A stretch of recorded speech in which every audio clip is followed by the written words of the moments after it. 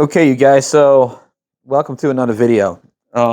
I've done this video before, so this could be a little bit, skewed from that other video in a poorer quality. And there's a lot of new subscribers that came to the channel that have no idea about these speakers. I've already done a video. If you really want to go back into it, you can go through my playlist and look up the RS1 video where I speak about a little bit more about these speakers. But the quality was pretty crappy. I had a different camera. I have a way better camera now. I have way better, a way better option for you guys to see these things a little bit up close and better. So these are my Infinity RS1s. This is a Reference Standard 1. This is the 1 version, meaning there are about 3 or 4 different versions of this speaker. Infinity was known for doing a lot of revisions at the time. With their kappas, with the RS series, the RS2s, the RS2bs, RS4.5s, RS2.5s, they all went through different stages as these speakers were developed. This was no different. A part of this speaker is passive and another part of this speaker is active. So this here is the mid-high panel. It's a diffraction wing. Some of you might find a resemblance with the RS5. Paul McGowan from PS Audio owns it. This was considered the baby version of that speaker. However, there were a couple of distinct differences. Size aside, also design-wise, this speaker was extremely complicated. This is a speaker that is based on point source theorem. So to give you some idea, now these speakers are 40 plus years old, guys. So a little bit of delicacy with these grills is pretty warranted. These were wood. You don't see that often no more, guys. Go a little bit closer. That this is actual wood. You don't see that often no more, right? It's all plastic these days. I still want to make some better cloth for them. But who is familiar with Nudell's work understands what these drivers are. These are the EMEM drivers. Electromagnetic induction mid-range drivers, and these are the EMIT drivers. There's one on the back as well, electromagnetic induction tweeters. So basically, they're planar drivers, but it's something that makes these drivers quite special. Even today, when you try to find a replacement driver for this, it's almost impossible. American Vintage Audio, Bob Douglas, I know him very well. We've actually talked quite a few times. I'm a loyal customer as far as the EMITs goes. These drivers, he's basically retiring, so they're harder to come by, and they're extremely expensive. If you want to buy one of these drivers on the internet, you're looking at about $200 to $300, even $400 a piece. And this speaker uses 14 of them, so it's quite a lot of drivers. You got to be a little bit careful with these things. This is an open baffle wing. This diffraction wing, it basically assures you that you have the best possible sound you can get from this array. This is not a line array. And the reason why I'm telling you this, normally that I would say a line array, the RS5, all the EMIMs work on the same frequency range. This is divided in 2 or 3 different crossover points. So the top 2 play differently from the middle one. The middle one is actually your bulk mid-range. So it's in line with the super tweeter. Now I know that some of you will go, well, super tweeters are nonsense. In this case, the super tweeter kicks in from 8,000 hertz and up. 8,000 hertz and down is these 2 tweeters. They're actually in a curved array, so it's curved. If you look at the side of the speaker, it's kind of slightly curved. It's not a straight line. This does about the third EMIT from the top, EMIM from the top does about 90% of the bulk of the mid-range. The rest is basically shaded in a different crossover point. Now, what makes these drivers extremely special, especially for planars, you got to understand, guys, this is a 42-year-old speaker, 42, 43 years old, is that these drivers can play extremely low. They are being set in to about 150 hertz, which is extremely low for a planar driver. Even now, if you look at the Neo 8s and the Neo 10s that you can buy from Parts Express, they don't even go that low. So it's very hard to find a proper replacement for a speaker like this. So you have a speaker that has 4 or 5 different crossover points in this whole entire combination. Does it make it for a more complicated speaker? Yes, yes, it does. The crossover overhead in this speaker is tremendous. I mean, we're talking a crossover that's about this big by this wide, and it's filled with cabs, inductors, and all that type of stuff. Now, people will, of course, argue, well, comb filtering, yada, yada. Every speaker has comb filtering. This speaker was designed with the intent of impedance matching and phase alignment, phase linearity. So that's what this is based upon. You had a controller as well, where you had a lot of settings you could do. You could basically use a band pass on the low end, and it would adjust automatically the EMIMs as well as you adjust the band pass. Now, I run them slightly differently because my amplifiers, sorry, I hit the microphone, because my amplifiers are not really suitable to use the old Servo controller. It's technically in this speaker, it's not true Servo. It is a motional feedback system based on impedance. So with a Servo control system like the IRS, and I believe the IRS beta, which is, would be my next logical step in this whole hierarchy, they actually have an accelerometer on one of the master woofers. It's called a master woofer, and it will relay that signal back and correct the whole line array of woofers. With this, it's a little bit different. It uses impedance to do corrections. So you're going from a very extreme point of correction and extension to a milder form of it, like with this. It does allow for more extension out of the bass cabs. These bass cabs, although very tall, they're not as deep as you think they would be. They're about this deep. So you get about an extension on paper is about 25 hertz. So in room, if your room is supporting it, you can go a little bit deeper than that. You will get a lot out of it. With the IRS beta, it allows for a way more extended immersive low end. You're looking at about 20 to 18 hertz out of that speaker with a relatively shallow cabinet. That's what the whole Servo was for. It was basically meant to correct the system and to allow for way more power input with less distortion. It corrects that. So I'm running them differently, and I will go over that in a minute. I just wanted to showcase to you guys what this speaker is. Now, one of my grills broke, unfortunately. It's just what it is with these speakers. These are actually still in decent shape, but I want to restore these a little bit more. So here we have 6 polypropylene woofers. These were chosen for a certain cue based on the whole system. If you look very closely, you will recognize these woofers probably. These were also used in the KLH back in the day. I think it was the Model 2 or 8. I'm not sure. I got to look that up. But if you look them up, you can find the same woofers, but they were paper coned. So these were actually also used by KLH back in the day, or from the same OEM manufacturer. So back in the day, Nudell ran KLH briefly for about 1 or 2 years alongside Infinity, and that's where these speakers come from. These were not mass-produced speakers. They were really produced in a certain amount of them. We have no idea how many they're exactly made. They're definitely not as rare as the IRS5. There were only 40 sets of those, I believe, in total, if I remember correctly. But these were definitely built on order. If you would go to a store and you would want to have a set, you would have to order them. This was not something you could buy off shelf, and there were plenty of them. These side pieces are oak. I think this here is a veneered particle board in the middle. As you can tell, they're a little bit wobbly, but that's just it's just what it is. It's a massive system. It also demands a lot of your space. Aside from your space, it also demands a lot from your system. However, I've seen a lot of commentary online where people say, well, these are so hard to drive, they will destroy amplifiers, they go so low in impedance. These are actually not nearly as bad as an Infinity Kappa 9 in extended mode, dropping to 0.8 ohm. These speakers don't do that. These wings are driven by one of my Class AB Crestrons. It's basically an ATI 2000 model.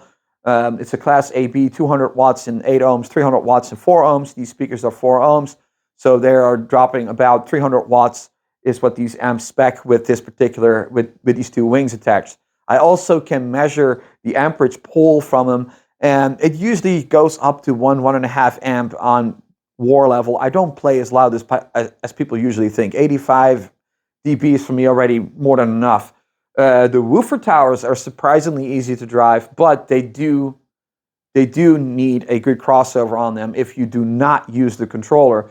So in my case, I went a different route because the problem with the controller is when you loop the controller into it, is that you need to have either mono blocks or dedicated stereo power bricks.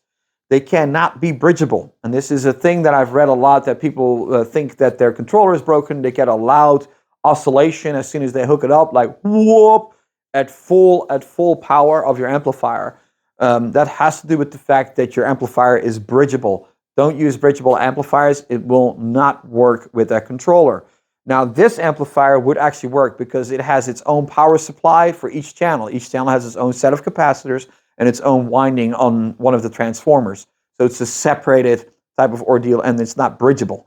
So, because this is a 7-channel, and then that's a 7-channel massive amplifiers, 100 pounds plus. You know, these are stout amplifiers. If you know what these are, you know what I'm talking about. You can look them up. It's the Crestron CNM X7. It's a big boy. But these are driven by 2 crowns in mono. And I did it in mono because I wanted to give it as much stability as I possibly could. Now, people will argue when you put a mono on there and you bridge like a Class D that you're going to also raise the noise floor. For low end, it does not do much really negatively. So there's 2 Crown XLS 2502s. On each tower. That tower is running a little bit lower on the volume than that one because that's a little bit more into a corner. So my room gain is literally adjusted to give it a nice center, more integrated sound with these wings. I'm not running them in bandpass. I let them naturally roll off. A good fair number for these speakers. Around 30 to 29 hertz is no problem for these speakers in this room. My limitation is definitely the room. It's not the speaker itself. And for me, extension is not the most important part. The important part is that I get a dynamic, how do I call this? A dynamic saturation of the room itself. So loading the room, that's what these things do in spades. It's really no problem. There's no floor standard I've had in this room that can do what the RS1 can do. It's extremely non-distorted either. I have not reached the dynamic ceiling of this speaker by any stretch of the imagination yet, with no types of music, what types of music. It sounds massive, it sounds huge, but it also sounds controlled and timid at the same time. It's not a system that where you go like, you know, and everything vibrates and every little cupboard, you know, starts to vibrate behind you. This speaker does not do that, unless you want it to, of course. I always have my system tuned in where it's really sounding full, rich, warm, and enjoyable. I don't like pushing my system to a point where I'm vibrating in the couch. I got 2 monolith subwoofers next to that. If I wanted to do that, I got 18-inch subwoofers sitting over there ready to bang me out of that chair, and I don't want it. It's not something I'm seeking.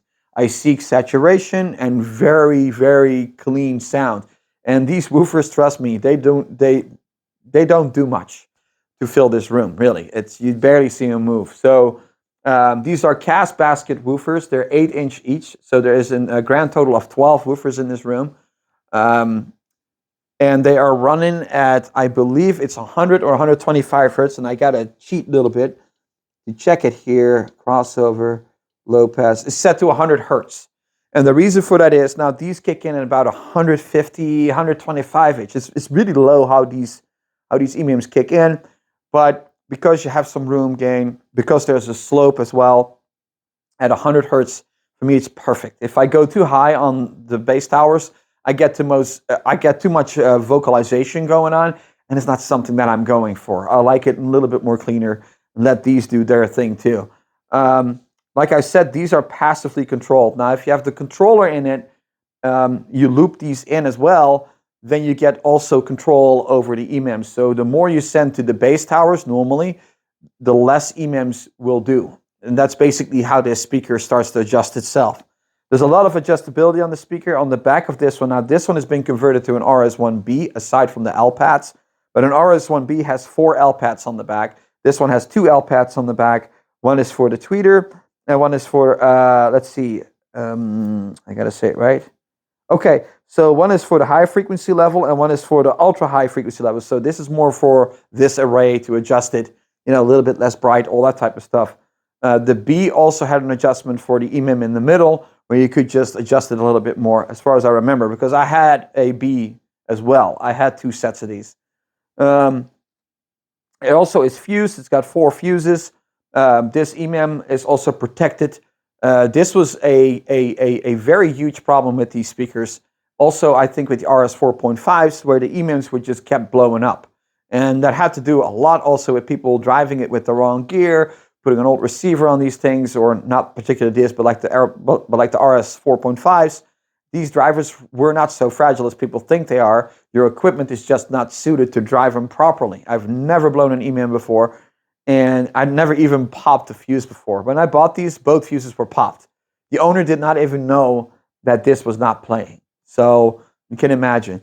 Now, these drivers, they were notorious for that. It was so bad at one point that they actually added a fuse holder for it. So the first version did not have a fuse holder for this EMIM. The later version, this is the version RS1a, did have that. Then the RS1b was the last version they made, also the most upgraded version. It had a couple more L pads as well. I know it's a lot of talking, you guys, but there's a lot going on this speaker. So as you can see, this one has a nice sheen. I actually polyurethaned the baffles like 3 times and the cabs. I did that myself because I just love the look of these speakers. This here showcased of what was possible within a budget. The IRS5, of course, it's a speaker that speaks to the imagination of any audio enthusiast and audiophile out there. Who doesn't want to hear that, right? Now, this here was the answer to that. This was the commercialized version, the slimmed down version, the more room-friendly version of the IRS5. Although, I would argue this speaker was way more complicated, despite the fact that the RS5 has 108 drivers. This has 34 drivers in total. It's not as hard to drive as people try to sell it. It really isn't. You can drive it with some good equipment. Each column will need its own amplification. This is not a speaker you can drive with a normal integrated amplifier or something like that, or an A/B switch. Don't even try it. I think the strong points of this speaker, for me, dynamic overhead.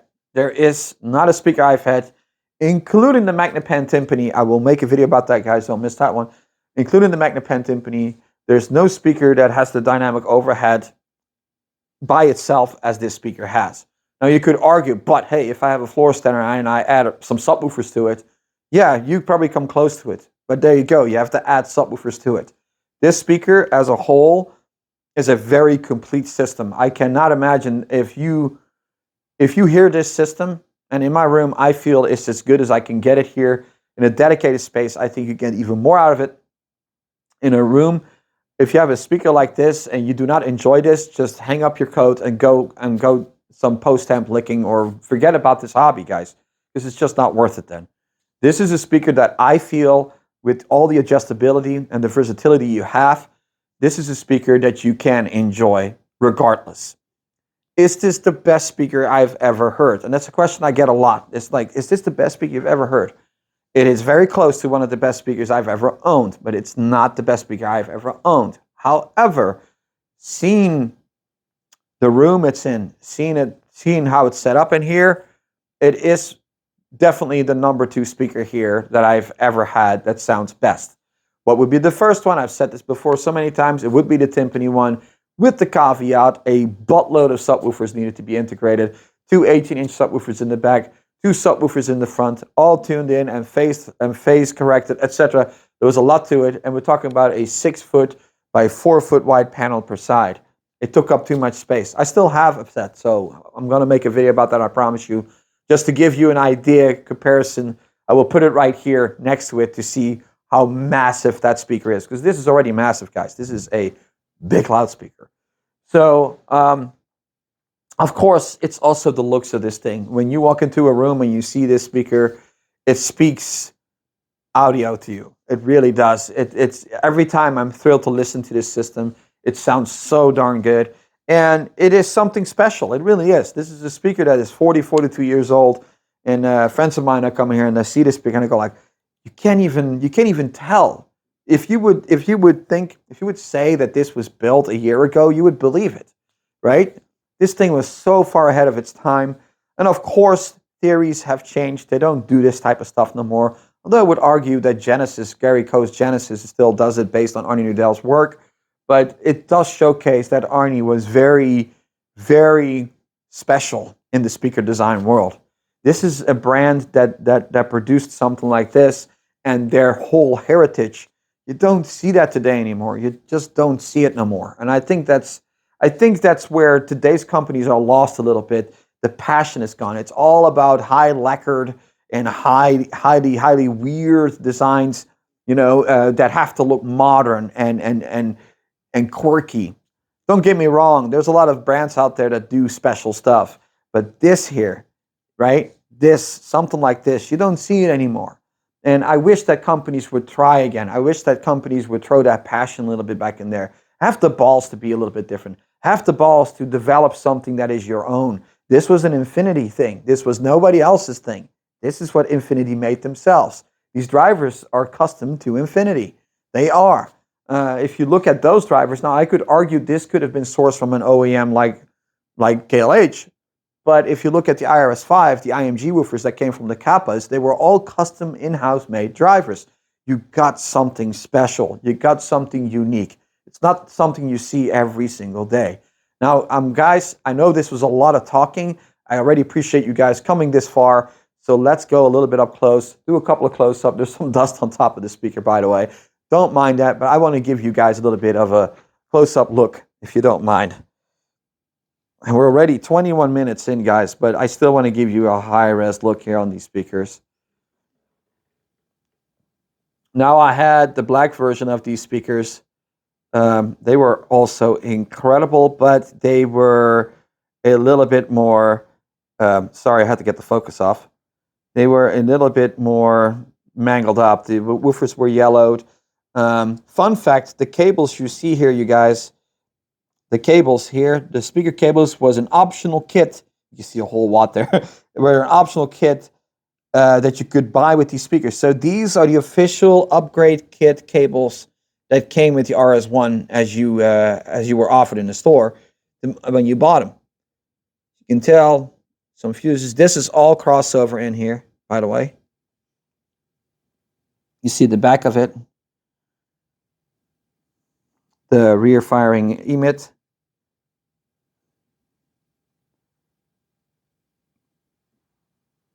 Going over the wings, of course.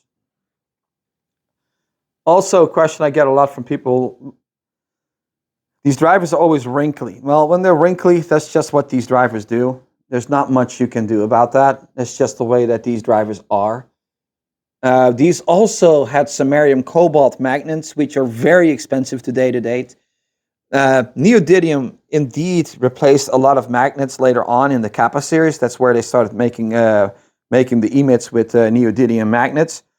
But samarium cobalt allegedly was more expensive, and it was actually the better magnet. It's just a very pricey version of what neodymium was, and it was more readily available. So yeah, guys, here you see it in full glory.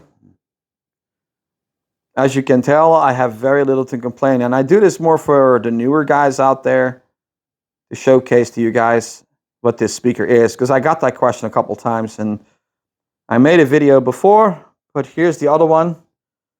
Hopefully you enjoyed this as I did making this video, and I know it's a lot of talking, and I'll see you in the next one, I guess.